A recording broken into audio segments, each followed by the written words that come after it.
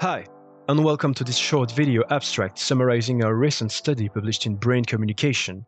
This work discusses the long-term neuropsychological effects following a SARS-CoV-2 infection, along with underlying changes in functional connectivity. A particular pattern of altered consciousness of symptoms has been observed in the form of anosognosia for memory dysfunction. Let us see an example of this type of patient through a simulated medical interview. Vous m'avez dit que vous étiez hospitalisé. J'ai besoin de savoir, voilà, quand vous êtes tombé malade, comment ça s'est passé pour vous et qu'est-ce qui a précipité votre hospitalisation?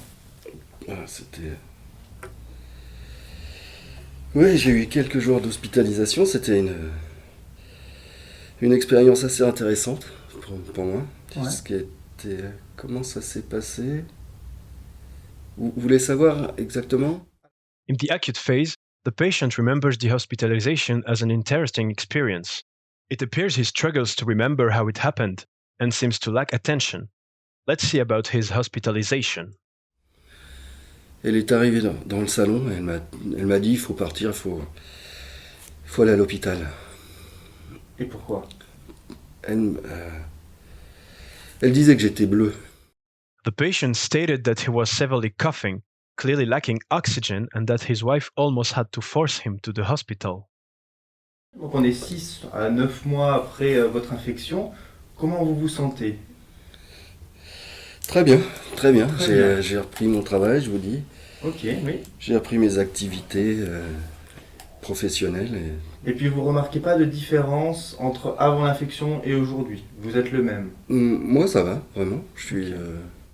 6 to 9 months after the infection, the patient is feeling good and even went back to work.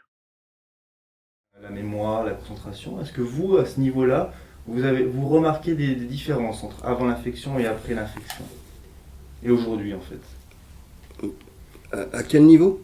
Au niveau de ce qu'on appelle les fonctions supérieures, donc de la mémoire, la concentration, est-ce que vous remarquez des différences entre avant l'infection et aujourd'hui? Non, moi ça va très bien. Je suis concentré. When asking about his cognitive abilities, he confirms that he feels concentrated and that everything is all right. Nevertheless, it appears that he has difficulties to focus and remember things. Similar to the previous example, we observed a contrast between the objective measure of cognitive abilities and the self-reported perception of cognition.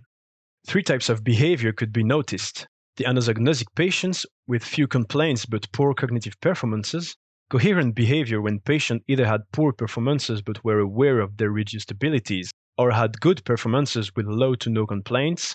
A final pattern illustrated an overinterpretation of the symptoms, where patients with a lot of complaints had good performances on the neuropsychological tasks. To observe that, patients that have been tested positive for COVID-19 either by a PCR or by serology were interviewed to meet various inclusion criteria. 102 patients were divided into 3 groups based on the severity of the disease in the acute phase.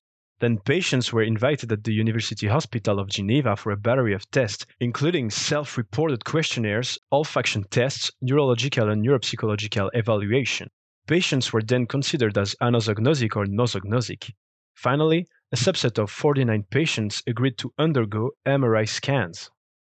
Analysis of prevalence demonstrated no significant difference between the groups based on severity, but higher proportion of patients with anosognosia in the severe and moderate groups. When looking at the behavioral data, anosognosic patients demonstrated reduced episodic memory and reduced self-awareness of their olfactory dysfunction. They reported fewer psychiatric and respiratory symptoms, along with less fatigue and a higher quality of life. The neuroimaging data showed no structural damage, but analysis of functional connectivity in anosognosic patients revealed patterns of overall hypoconnectivity, including the default mode, somatosensory, and frontal attentional networks.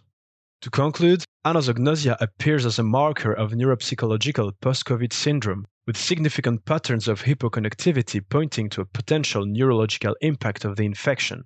Taken all together, our results suggest the importance of further investigating patients without complaints in post-COVID syndrome.